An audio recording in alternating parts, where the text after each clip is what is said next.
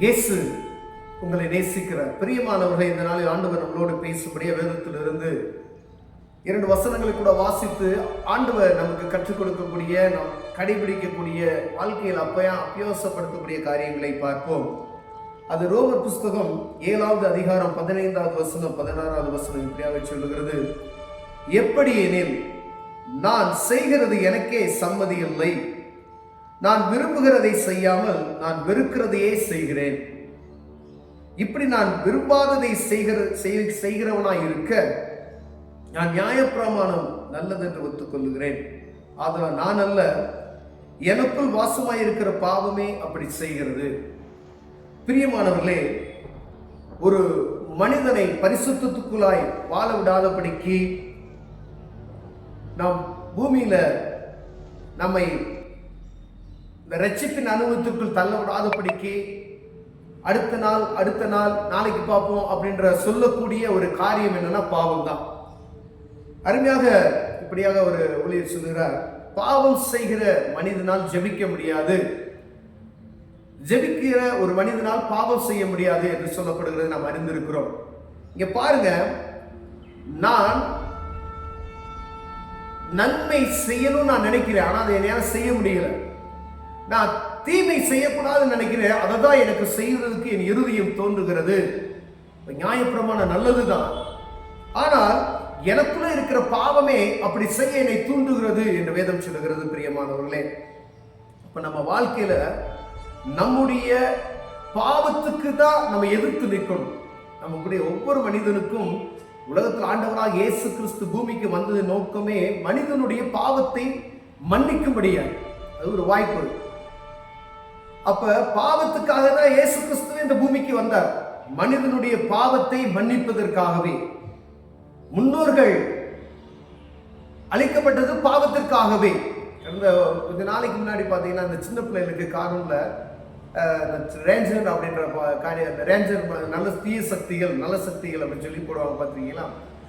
தீய சக்திகள் ஊரை அழிக்கணும், அவங்களை கெடுக்கணும், அந்த மாதிரி செய்கிற மாதிரி. அப்போ நல்ல சக்திகள் வரும் அப்படின்ற அந்த மாதிரிலாம் காமிச்சிருப்பாங்க.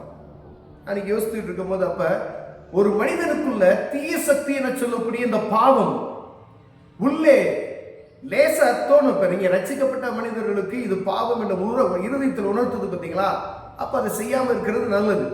நீங்க அதை விட்டுட்டீங்க அப்படின்னா தான் அது என்ன செய்யுமா, அடுத்து அது பெருகி பாவம், அது ஒரு பெரிய பாவத்துக்கு நேரம் நம்ம தள்ளவிடும். சின்னதை நம்ம அதை கடைபிடிக்காதபடி, அதை கண்டுகொள்ளாதபடி விட்டுவிட்டோம் என்றால் அது பெரிய பாவத்துக்கு நேரம் நம்மை தள்ளிவிடும். பெரிய சின்னது பாவம் நமக்கு உணர்த்தும் பொழுதே அதை செய்யாதபடிக்கு நம்மை காத்துக்கொள்ளும் ரட்சிக்கப்பட்ட ஒவ்வொரு மனிதனும். அப்ப ரட்சிக்கப்படாத இந்த உலகத்தில் இருக்கிற, பூமியில இருக்கிற எல்லா மனிதனுக்கு விரோதி என்னன்னா பாவம் தான். இந்த பாவத்தை நம்ம விட்டு துரத்தணும். நம்ம அதை செய்யாதபடிக்கு என்ன செய்யணும் அப்படின்னு பார்த்தா, ஒருவேளை பாருங்க, உலகப்பிரமான மனிதன் இருக்காருன்னு வச்சுக்கோங்களேன். ஒரு மதுபானத்துல பிரியமாய் இருக்கிறார். அவருக்கு நீங்க அவருடைய சொந்த இருதயத்துல டாக்டர் மூலமா செய்யப்படுகிற காரியங்கள் எவ்வளவா இருந்தாலும் அவர் என்ன செய்வார், ஒரு குறிப்பிட்ட நாளுக்கு அதை மறந்து இருக்கிறார், திருப்பி என்ன செஞ்சிருவாரு, அந்த பாவத்துக்கு அடிமையாகி விடுகிறார். பிரியமானது, இதே போல அநேக காரியங்கள் நாம் பார்க்க முடிகிறது. ஆனா பாவத்துக்கு விரோதமாய் செயல்படுகிற ஆண்டவர் இயேசு கிறிஸ்து மாத்திரமே, அவருடைய நாமத்தினால் மாத்திரமே இந்த பாவத்தை ஜெயம் கொள்ள முடியும். என் நாமத்தினால் எதை கேட்கிறோம் அது தருவேன்னு சொல்லிடுறார். உங்களால ஒரு குறிப்பிட்ட பாவத்தை என்னால செய்யாமல் இருக்க முடியல. ஏதோ ஒரு காரியம் அது பாவமாய் தோன்றுகிறது, கடவுளுக்கு பிரியமில்லாத ஒரு காரியம். ஒருவேளை பெரிய தப்பு, நான் குடிக்க மாட்டேன், உபச்சாரம் பண்ண மாட்டேன், வேசித்தனம் பண்ண மாட்டேன், ஆனா பொய் சொல்கிறது அது கட்டளையில வருகிறது, நியாயப்பிரமாணத்தில் இருக்கிறது, 10 கட்டளையில இருக்கிறது. நமக்கு இந்த பொய்ன்றது சாதாரணமா போச்சு, எளிமையா பொய் சொல்லிட்டு போயிடுவோம். ஆனா ஒரு பிரமாணத்தை நீ கடைபிடிக்கல அப்படின்னு சொன்னாலும் பரலோக ராஜ்யத்துக்குள்ள உள்ள நுழைய முடியாதுன்னு சொன்னாலும் பாவம். அப்போ ஒரு சின்ன பாவம் உள்ள வரும் பொழுது அதை நாம் கண்டு கொள்ளாமல் விட்டு அதை போய் பூசி பருகிறோம் பார்த்தீங்களா. அப்போ என்ன செய்யுது, நம்ம இருதயம் நமக்கு அது லகுவாய்க்கு மாற்றி கொடுக்கு. நான் செய்யாத நம்ம இருதயம் செய்யக்கூடாதுன்னு நினைக்கணும், மாம்சம் அதை செய்யதான் செய்யும். இப்படி நான் விரும்பாததை செய்கிறவனா இருக்க, எனக்கு விருப்பம் இல்லை, போய் சொல்லக்கூடாதுன்னு நினைக்கிறேன், ஆனா அதை தான் நான் செய்கிறேன். ஒரு மனிதனுக்குள்ள அந்த பாவம் உள்ள நுழைஞ்சிருச்சுன்னா, நீங்க உங்களுக்கு விருப்பம் இல்லாத அந்த காரியத்தை செய்வதற்கு என்ன செய்யறான்? பிசாசானவன் தூண்டிக்கொண்டே இருப்பான். அவனுக்கு சுத்தி எவனை எப்ப தள்ளலாம் அப்படின்றது தான் அவனுடைய வேலை. நீங்க நல்லா ஆயிட்டீங்கன்னா பரலோக ராஜ்யத்துக்கு ஒரு ஆள் சேர்க்கப்படுகிறது அவனுக்கு தெரியும், நல்லா தெரியும். நோவாவின் பேழைக்குள்ள உள்ள நுழைஞ்சது 8 பேர் தான், அவங்க ஃபேமிலி மட்டும்தான். பாருங்க, பூமியில அவ்வளோ பேர் இருந்தாங்க, ஒருத்தர் கூட கர்த்தருடைய சத்தத்துக்கு செவி கொடுக்கல, சுவிசேஷத்துக்கு செவி கொடுக்கல, ஆண்டவருடைய சத்தத்துக்கு செவி கொடுக்கல.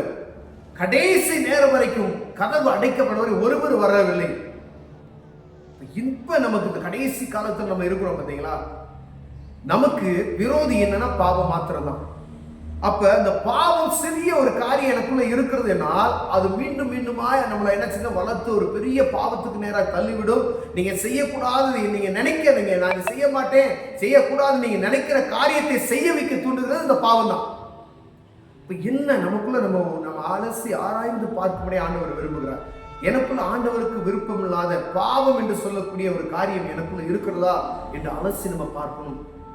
ஒருவேளை அப்படிப்பட்ட காரியம் இருக்குமேனால் இயேசு கிறிஸ்துவின் நாமத்தில் நீ அதை கேட்பீர்களா, ஆண்டவர் அதை முற்றிலும் விட்டு எடுத்து போடுவார். பிரியமானவர்களே, நான் ஒரு 22 வருஷத்துக்கு முன்னாடி மதுபான பிரியனாய் இருந்தேன்.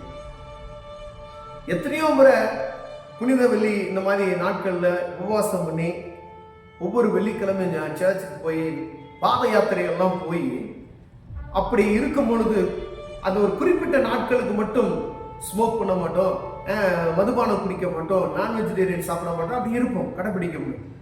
அதை முடித்து ஈஸ்டர் அப்படின்னு சொல்லி நமக்கு ஒரு வருது பார்த்தீங்களா, அதை 3 மடங்கு டபுளா எல்லாமே நடக்கும்.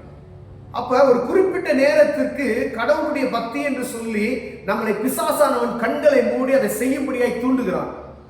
ஆனா முற்றிலுமாய் அவனை அழிக்கும்படியாய் ஒரு காரியத்தை பரிசுத்தம் உபவாசம் அப்படியே விரதம் அப்படின்றதை காண்பித்து விட்டு ஒரு குறிப்பிட்ட நாட்களுக்கு பின்பதாய் முற்றிலும் அவனை அழிக்குவதற்கு அவன் எத்தனை பண்ணுகிறது நாம் பார்க்க முடிகிறது. பிரியமானவர்களே, பாருங்க, இந்த இயேசு கிறிஸ்துவின் நாமத்தினால என்னைக்கு அது எனக்குள்ள அந்த பாவம் வெளியே போச்சோ அந்த நாளிலிருந்து இந்த நாள் வரைக்கும் அதனுடைய எண்ணம் எனக்கு தோன்றுவதில்லை. பிரியமான, கிழக்குக்கும் மேற்குக்கும் உள்ள தூரம் எவ்வளவோ அதே போல உன் பாவத்தை உன்னை விட்டு என்ன செய்வேன், தூக்கி போடுவேன் என்று சொன்ன ஆண்டவராக இயேசு கிறிஸ்து அவரை சொந்த ரட்சகராக ஏற்றுக்கொண்டு அவர் சமூகத்தில் போய் கேட்டு, ஆண்டவரை இந்த பாவத்திலிருந்து எனக்கு விடுதலை தாங்க நான் சொல்லி கேட்கும் பொழுது ஆண்டவர் முற்றிலும் என்ன செய்னாரு, அந்த பழக்கத்துக்கு அதை விடுவித்து காத்துக்கொண்டார். பிரியமானவர்களே, அப்ப ஏதோ ஒரு பாவம், உதாரணத்துக்கு இந்த ஒரு காரியத்தை நான் சொல்லுகிறேன்.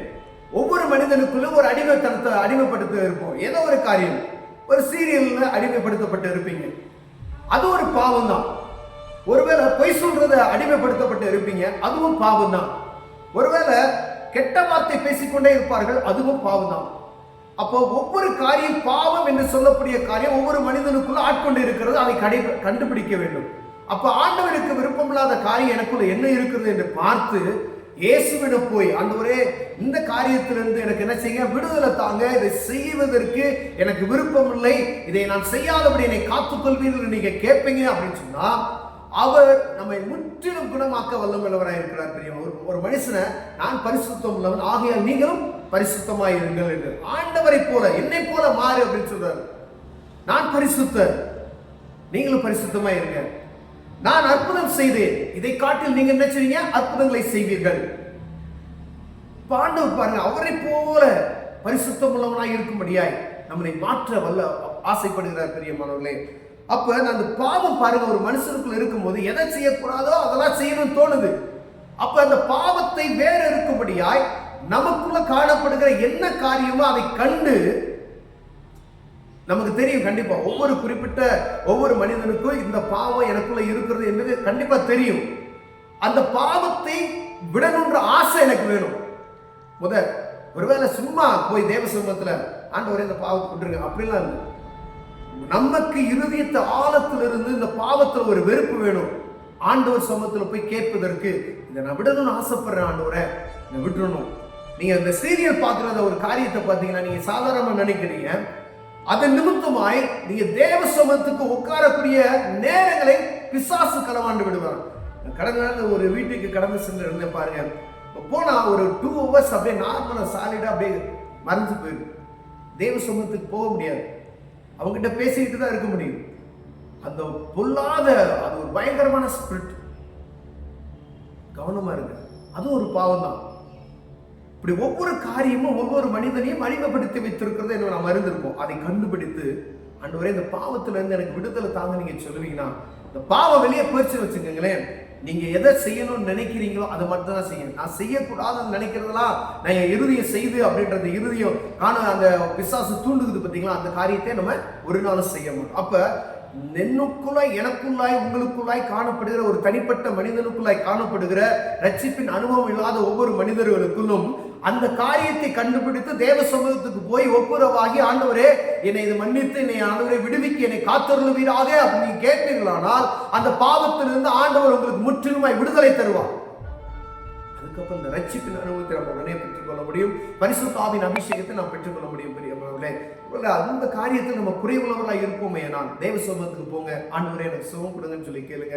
ஆண்டவர் அற்புதம் செய்வார். கண்களை மூடவும் ஜெபம். அன்பின் தகப்பனே, ஆண்டவரே, ஒரு மனிதனுக்குள்ள இந்த பாவம் என கூட சொல்லக்கூடிய ஒரு காரியம் அது இருந்து அநேக தவறான காரியங்களை செய்வதற்கு தூண்டுகிறது போல, ஆண்டவரே எங்களுக்கு இந்த பாவத்திலிருந்து விடுதலை தாங்க. ஆண்டவரே, இந்த பாவத்திலிருந்து முற்றிலுமாய் விடுதலை பெற தேவன் எங்களுக்கு உதவி செய்யுங்க. இயேசுவின் நாமத்தில் பிதாவே, ஆமென்.